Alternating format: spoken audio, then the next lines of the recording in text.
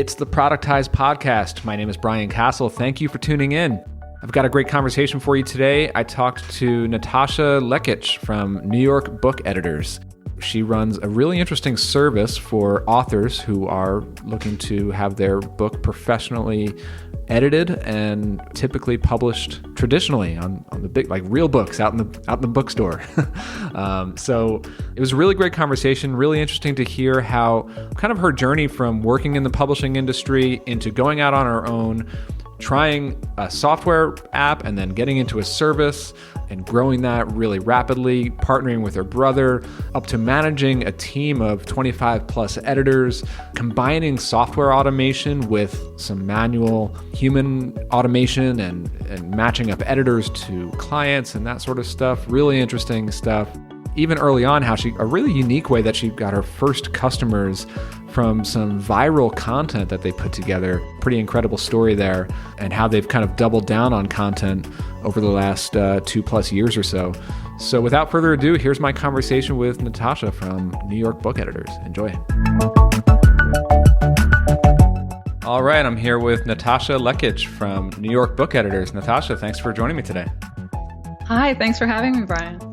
Great. So I've known you for a couple of years now and been watching what you've been doing with New York Book Editors, and that's nybookeditors.com if you're listening. Before we really dive into your backstory, and I'm really interested to hear how you've built this and where you came from before, but also we're going to dive into the operations of how you manage such a large volume of book editing projects and a team and all that. So before we get into all that, why don't you give us a quick introduction about New York Book Editors and where it's at today and kind of what you spend your time on today? Sure. So New York Editors, we started 4 years ago, and right now we're at about 35 editors on our team. Last year, our gross revenue was almost $700K. Really, it doesn't take, on the operational side, it's just me and one other person, my brother. So it doesn't take that much on the operations side, which is something I guess we'll get into. Oh, so you're in business with your brother? Yes. And you are the founder and with him, or what's his role? So I'm the founder, and he joined 2 years in. And what does he do? So he does basically the customer support, facilitates the edits, answers all the questions, guides authors through the process. Yeah. So your core management team is pretty small, but I understand you have like quite a few editors, and like, what does your entire team kind of look like?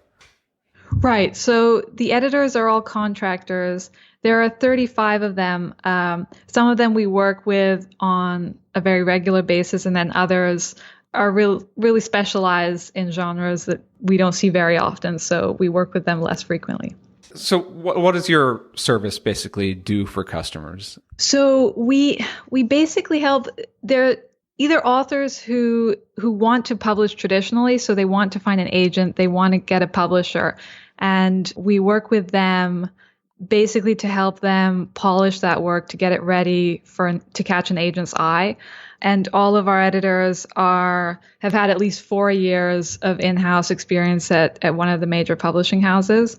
So the authors are getting, the same experience they would if they were at a Penguin Random House or HarperCollins. So these editors really know what the agents are looking for and how to help the authors get there. And then on the other side, we work with authors who want to self-publish, but want to do it in a very professional way, want to make sure that their book is polished and copy edited. And so they want to follow a similar process to the publishing houses. Very cool. And so you're focused specifically on books, obviously, like feature length books. Like we have editors at Audience House for blog content, and there's plenty of other editing work out there. You guys don't really touch any of that other stuff? No, we don't. We only work with books and only with authors who have a full draft of their manuscript.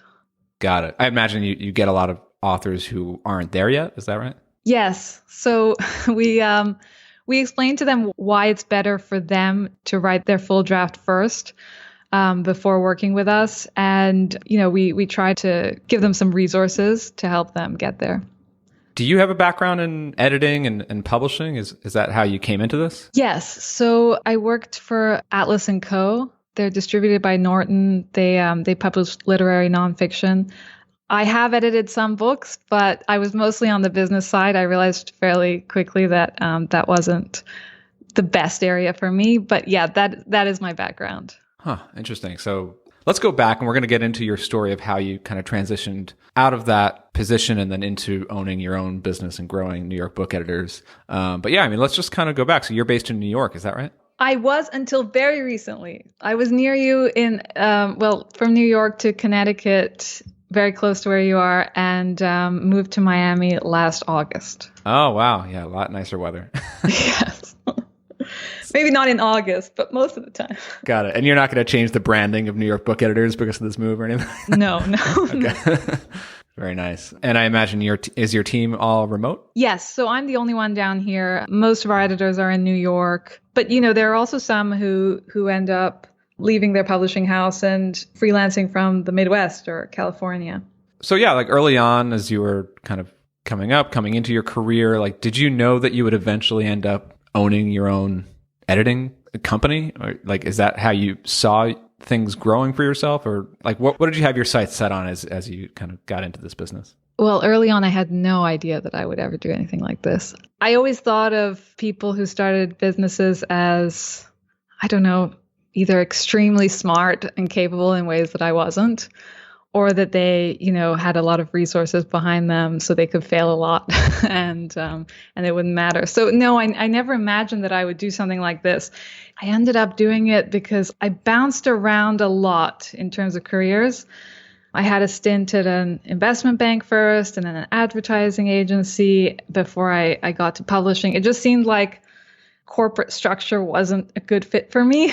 And publishing was my favorite industry to be in. But after a few years, I just felt like I wasn't growing there. And it seemed so tempting. There were so many opportunities because self-publishing was becoming a viable option for authors. What year was that? Up to 2012. And New York Book Editor started in 2013. So, I mean, at that point, you made the decision to leave the job and start New York Book Editors. Is that right? Or how did you transition into that?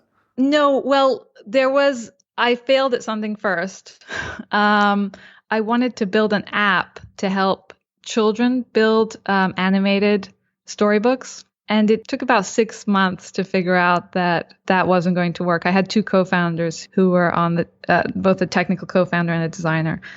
That's cool. Like, were you doing that on the side while you were still employed or after you already left your job? Or yeah, I did that after I left. So time was really ticking in terms of, how soon I had to make money. And New York Book Editors was a way for me to get back to what I really understood well. Well, so I just want to kind of understand that transition because I know that there are a lot of people listening who may still be in a job and they're thinking about making a jump like that, or, they're trying to grow out of a solo consultancy or something. So you're at this position at the publishing house. What were you thinking in terms of like your next move? Like, were you sure that you were going to, become self-employed and look for ventures, or you met those partners on the app, or what did that look like? Well, while I was still there, I believe I wanted to try something on my own, and there's a competition called, I think, Startup Weekend, and I pitched at that and won, which was how I found my co-founders. But there was no cash. There wasn't a cash prize. It was more like a publicity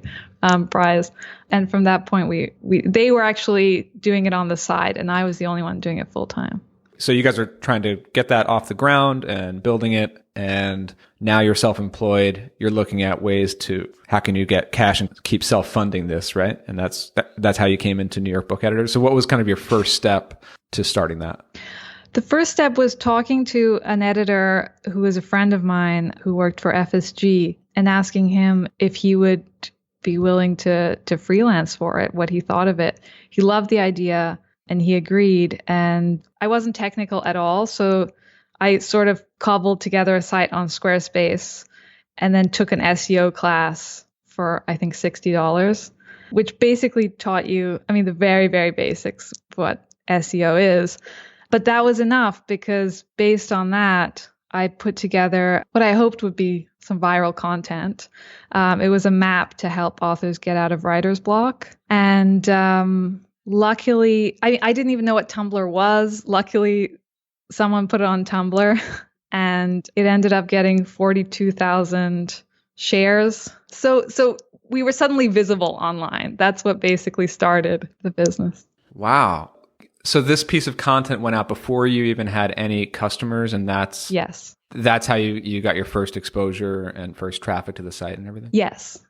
So I think the organic search suddenly picked up. Wow. Can you go over again, like, what was that piece of content? It was a map for aspiring authors, or what was that? Yeah, it was basically an infographic for authors who had writer's block. So, it would ask one question at the top, and then depending on your answer, yes or no, you'd go to the next. And it took me about a week to actually put it together. I collected a lot of really classic and great advice for authors, depending on what their issue it was, what was holding them back. So it wasn't sort of something that, took a few hours to put together, but it turned out to be well worth the time spent. Yeah, that's amazing. And so at this point, when you're creating that piece of content and you've taken the SEO course, you put the Squarespace site up, I mean, you're basically thinking like that you're launching this as a standalone business. This isn't really like, let's go try to find some quick freelance work on the side. This is like launching a whole new brand. Well, I don't think to be honest, had big ambitions other than I remember the number that I had to make $2,500 a month. So that's sort of, I started it thinking, well, that's what I have to try to make. Okay, so that first infographic pretty much goes viral and you launch your site. What happens next? And from then on, it's just a scramble to figure out how to write to clients, how to put together the form. A lot of that first year or even second year was just a ton of sort of one-on-one personalized customer service. And the actual service itself, or the things that you were selling, did you have a clear idea of what you were selling very early on? Like, was it always specifically book editing, or did you kind of shift between different models? Like, what did that look like very early on? It was always book editing, and it stayed that way. After the first foray into the app world, I really wanted to do something that, as I mentioned, I felt I understood very well. And I felt like it was a service that would be so important for independent authors, not just, authors who end up being acquired. Right. And so it's also interesting that you went from venturing into a software product and then into very quickly launching New York Book Editors as a service. I mean, I've seen this myself where launching a productized service, if you will, is just so much faster to get up and running and get to revenue much more quickly than a software product. And I've seen that several times in different stages. Is that what you were thinking there? Where, like, having come off of the, putting 6 months into this, trying to build an app, let's look at something that I can actually launch quickly? Yes. So I didn't realize that being a service would make it easier. It was more that I understood the value very well in that space. But I wish someone had told me that before I started building the app.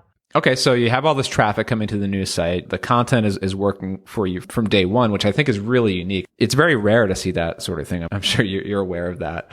That's very cool. So what did your first traffic and leads look like? And how did you actually, what did you learn when you were starting to talk to the very first prospects and get them on board with the service? Oh, so much. Well, we established the types of services that would be offered very early on, just based on what works at a publishing house. Of course, you have to sort of change it a little bit to make it work in this space, but the conversations were mostly to explain what the service is exactly, to share the profile of the editor, which is extremely important, which books they've worked on, where they've worked. So a lot of it was just establishing that credibility and answering questions about what expectations. And so you partnered with an editor, and basically that was the person who did the editing work on those very first clients. And you did sales, you were onboarding, you were managing the process. Exactly right. And how long did that last, where it's just you and one other editor before things grew out from there? Like, what was the next step? It lasted about 4 months. And then another superstar editor had just left her job. I sort of contacted her out of the blue. I didn't know her directly. And I said, hey, you want to have coffee with me? And she agreed to come on board. And that's how it was all very much, in terms of growing the team, referral based. Whenever we'd hear about someone or someone or an editor would tell us, you should speak to so and so. They're really great at what they do. We would just take that opportunity. That's interesting. Is the pool of professional book editors smaller, or is it harder to find really highly skilled editors for what you do? Yes. I mean, the publishing industry as on the whole, the traditional industry is really quite small. People tend to know each other. It's like a village. But the broader world of freelance editing isn't like that. These days online, anyone can say they're a book editor. Maybe they graduated with an English degree. Maybe they enjoy reading. So that pool is very large. But it can also be hard to identify who really has experience because a lot of freelance editors have worked on, self-published titles.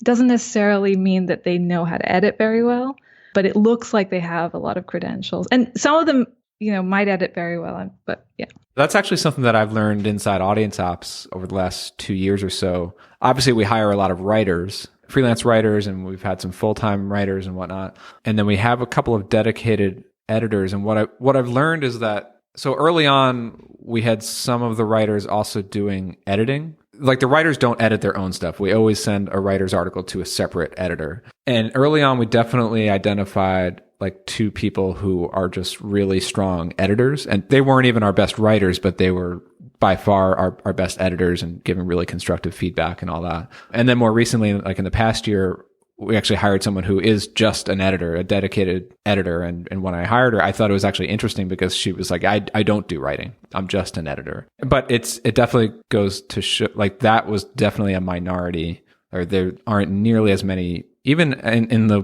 freelance market, there are not nearly as many professional editors as there are writers. Right. That was a great sign that she told you she doesn't write. Yeah, it's interesting. Yeah, I mean, let's go on with the story here. So a couple months go by. In terms of sales and leads, like, is it just steady from the traffic that you're getting, or what is that looking like early on? There's definite variation, early on from month to month, more so in the first couple of years than now. But there was certainly always activity. Did you find that you needed to work to qualify customers, where you might get a lot of authors who are not ready for editing yet, or they don't have the right budget, or that sort of thing? Yes. So early on, authors who weren't ready for an editor, we would just let them know. So now there are sort of 2 filters. One is my brother lets people know if he feels like they're not ready, so it doesn't get shared with their editorial match. But if he thinks it's ready, the editor gets the submission first and lets us know whether they're genuinely interested in or not. That's a very important part of the process. Whether the editor is genuinely interested in the author's book. Correct. Because that's how it works most of the time in publishing as well. An editor will acquire a book that really resonates with them. I mean, editing in general is an extremely time-intensive job, so you really want to work on something that appeals to you. So if the editor says yes, only then does the author receive their profile. So you guys kind of match up one editor to one author, or do you give them like 2 or 3 to choose from, or how does that work? We give them one. And there are a couple of reasons for that. One is that we've worked with these editors for so long that we just know, even with the nuances of what the author's project is, one name comes to mind. Oh, this is a perfect fit for so-and-so. So that's one reason. And I imagine you're also managing availability. Not as much, because that's sort of not a big issue for authors. If they find an editor who's the right fit, we've had people wait as long as 9 months to get their book edited. So timing isn't as big an issue.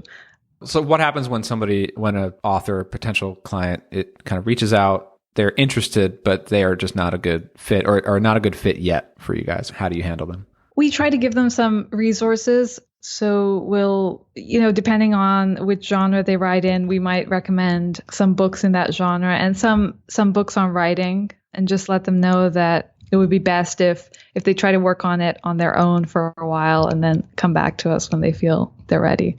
You mentioned also pricing. So that's also something we do as soon as they sign up. Part of the form asks if they want to receive a quote estimate and which services they're interested in. So they mark off that. They get the quote that depends on their word count automatically. And then they actually have to take action. They have to click and say that they still want to receive an editor's profile after they receive the quotes. I see. So through the form, I noticed that on the website you have like a range. Typical quotes for this editing project are, X dollars to X dollars. I guess that helps to filter out leads before they come in. And then they fill out a form, and you're charging, or your estimate quote is basically based on per word. Is that right? Yes. Got it. So it calculates that, and then they submit after they see that number. Right. So they have to then say that they're still interested in order for us to review their work and make a recommendation. I think our businesses are actually similar in a lot of ways, different in others, but in terms of qualifying leads as they come through, I'm trying to show the pricing on the homepage, and then today we do a whole demo video walking through it again, and then they kind of request the consultation. I think it's really important. How long is your consultation call? Well, so we're recording this in midway through 2017, and earlier this year I've changed it a bit. So early on, it was basically just me doing a sales call with people and just answering general questions. And then I wanted to make a more structured sales demo consultation, and I had a whole slide deck that I would walk through live, like one-on-one with each person. With a screen share. And then I just did that same slide demonstration like again and again and again, like hundreds of times, probably driving my wife crazy in the next room hearing me like say the same script over and over, to a point where it's like, okay, so I had to like create a recorded version of this. And now what happens is they request a consultation, they fill out the form, then they book a time on my calendar, and then the next page that they see shows them like a 10-minute recorded demo, me talking through that slide deck. And then we have our call already on the calendar. So 2 days later, I get on a call with them, basically just to answer any kind of final questions. Oh, great. So that's been working. That's been a lot better for you, I imagine. Yes. Yeah. And I mean, as we've like tweaked different things about the service, I've had to go back and redo the video and things like that. But at least it really, really qualifies, but also educates people about all the most common questions up front, so that by the time that we get on a call, A, it goes much faster, and B, we can just kind of dig into the random other questions that they have. Do you tag them as having reached a certain part of the video? Yeah. So, we use Drip for everything. I know you guys are using Infusionsoft, but, at the end of the day, it works very similar, where we have different workflows and tagging. And then in the background, they're also getting some email sequences. Beyond like the personal outreach that I'm doing around the sales call and the follow-up, they're also getting some educational stuff about audience ops, that kind of stuff. Cool. So these days, and now we're 4 years in to New York Book Editors, 4 or 5? Yes, 4 years in. What does this look like today? Like early on, you were doing sales, you're managing clients, you're managing editors, you're matching up editors to clients, you're interfacing between and figuring out like who's the best fit. Like how much of that are you still doing today? I'm not doing any of it today, luckily. So yeah, take me through who are the different roles and what does that whole process look like today? So it's really Dan, my brother, who does all of that, but it looks different from when I did it in the early days, because once he took over, I had more time to develop a process around it and to automate some of it, which is actually this quarter we're focusing on automating even more of it. So his job looks very different from what I did, basically. Yeah, I can imagine kind of optimizing it. And so, yeah, I mean, let's talk about the boring operational stuff, so a person fills out the request form, right? So what happens next? So next, they'll receive a confirmation and the quote estimates if they indicated that they wanted to, which most people do. Is that automated, or are you guys putting that together? That's all automated based on some of the fields that they filled out. And after that, as I mentioned, they can click on to say that they still want to be matched with an editor. Dan gets involved to review their form, their submissions. In the meantime, they're also receiving an additional form that has, you don't want to we didn't want to bombard someone with a massive form at the first step, although it's still fairly long. But the second step asks for some more background, additional details about their history and their goals. So they're receiving that at the same time. They're also receiving some educational, nurturing emails, while we say that it could take us 4 business days to get back to them. So Dan is reviewing their submission. Once he thinks of the right editor, the editor receives that's automated as well. So he'll put the editor's name in a field. The editor will receive an email with all the author's information, depending on if they have an additional form or not, that will be included as well. And then the editor actually clicks on buttons to let us know whether they want to accept it or not. So is this all like custom software on the back end then? So it's all Infusionsoft with some custom HTTP posts. So you have a bit of software automation, a bit of personal review and matching up editors with writers. Editors with clients. How does somebody actually like sign up and pay for the service? Like how does that get initiated? So once the editor says yes, their profile is sent automatically to the author, along with a description of the next step, which is a trial edit, and the cost is $165. And then they can basically click to buy to get that process started. And what's included in trial edit? It's a 2,500 word read through, so about 10 pages, 1,500 word line edit, a short email with the editor's thoughts, and a 20-minute phone call. And each piece of that functions to show the author sort of at a glance what different elements of an edit actually look like. Okay, so they're actually like purchasing this trial edit. They're getting some work from you guys, but and they have this automation stuff going on in the background, all before you guys are even getting on a call with them. Yes. Wow, that's pretty impressive. And is the conversion rate pretty high of people who purchase the trial edit to then getting on a call and starting a larger project with you guys? Yes. So it's at 80%. Huh. So then, and then a typical editing project, you guys are focused on editing books, but I'd imagine that is there a high variability between projects, like shorter books, longer books, different genres, that sort of thing? Or is it like a pretty standard process? It's a pretty standard process.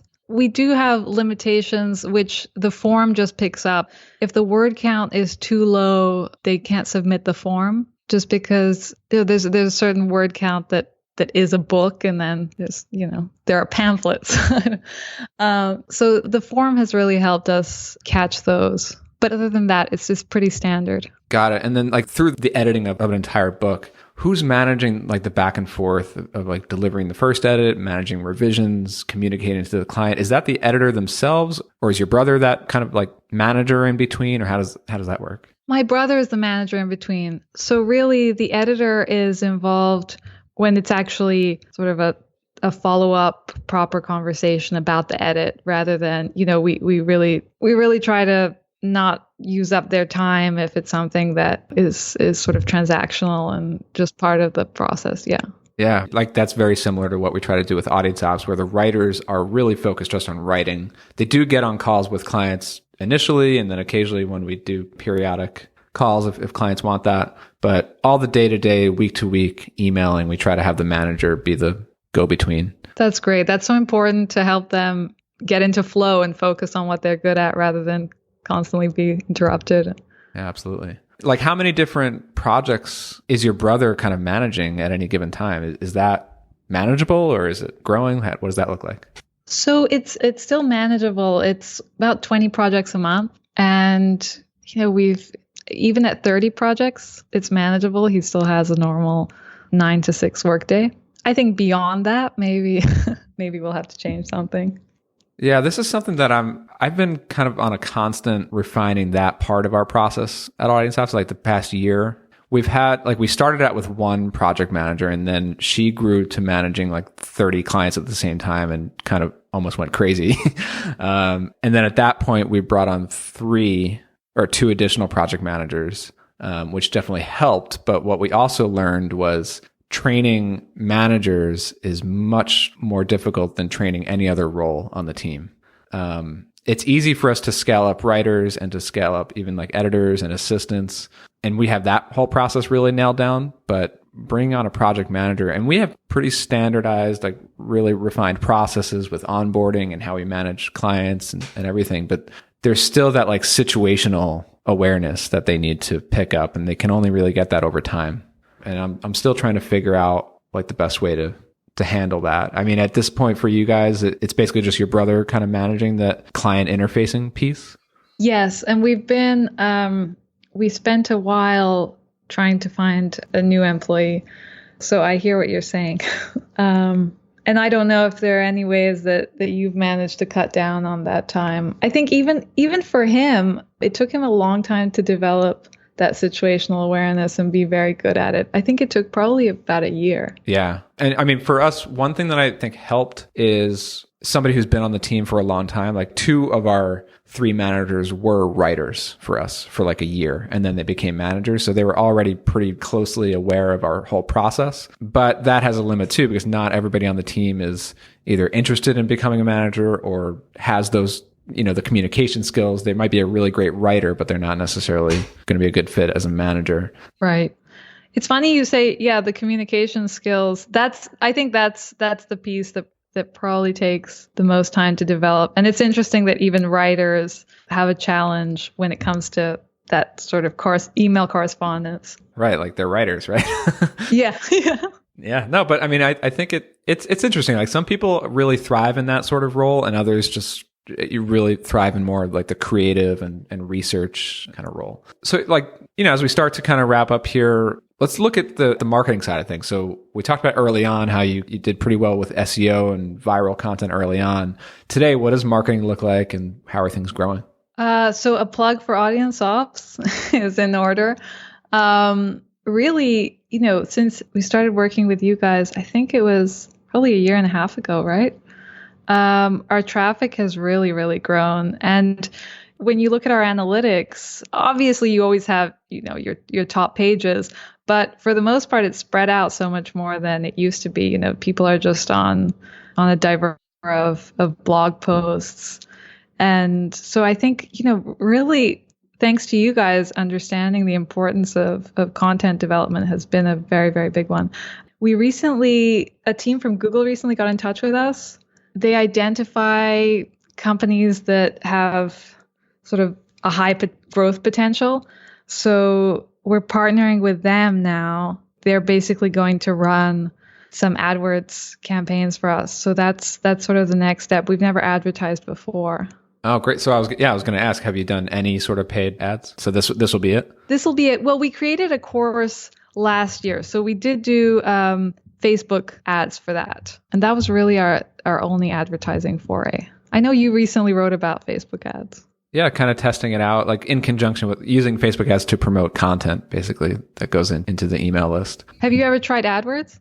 Not for Audience Ops. I've done it very early on with Restaurant Engine, my previous business. And really, I used it early on just for validation. And this was like several years back now. So just to get like early validation on the sales page before we even had a product. Right. That was smart. Yeah.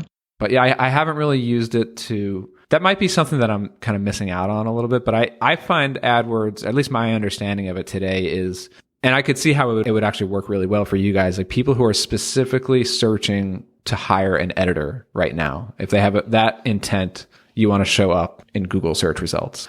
It's not the sort of thing where you would promote content into a funnel and a webinar thing. It's more like, here's a service, you're ready to buy, here's an ad for it. So what's next? Like, what are you kind of working on today? I mean, you've grown to this size. Things are kind of scaling up, and things are moving along pretty nicely for you. But I like to give listeners kind of an insight into what's kind of the most challenging thing for you today. What are you working on improving? Really, our traffic. I mentioned that's definitely been on the rise, but sort of understanding how to continue to grow that, and continue to grow that in a way that leads people to the homepage and the services page and to opt in. So I think that's sort of our biggest next step. And the reason we're spending so much time on the back end is to prepare for being able to accommodate growth. Yeah. I mean, are you finding that you're just getting more than enough leads and you have to put people in a queue, a waiting list, or No, we're okay with the number of leads now, but I think if it increases appreciably, we might have some issues. Well, very cool. Well, Natasha, thanks so much for taking the time. I think this was really helpful. I mean, I just think it's interesting to hear these transitions throughout your career and how you've been able to grow a service business, that most people, like there are so many editors out there. There are so many freelance writers out there, designers, developers, whatever that skill may be, but you've managed to build this into a team, a brand, an operation that can grow on its own. I think that's really impressive. Well, thank you. Thank you. It's been, I've learned so much from you over the years. So I'm just really happy to be on your podcast. And hopefully I shared something that will be of value to someone. If anyone wants to learn more, they could definitely reach out to me. Yeah, so that's my last question here. Obviously, your company is nybookeditors.com. Is there anywhere else people can connect with you? Yeah, if you just email info@nybookeditors.com, I'll get the email as well. It'll be passed on to me. Sounds good. All right. Well, thanks so much, Natasha. We'll talk soon. Thanks so much, Brian. Have a good one. Bye.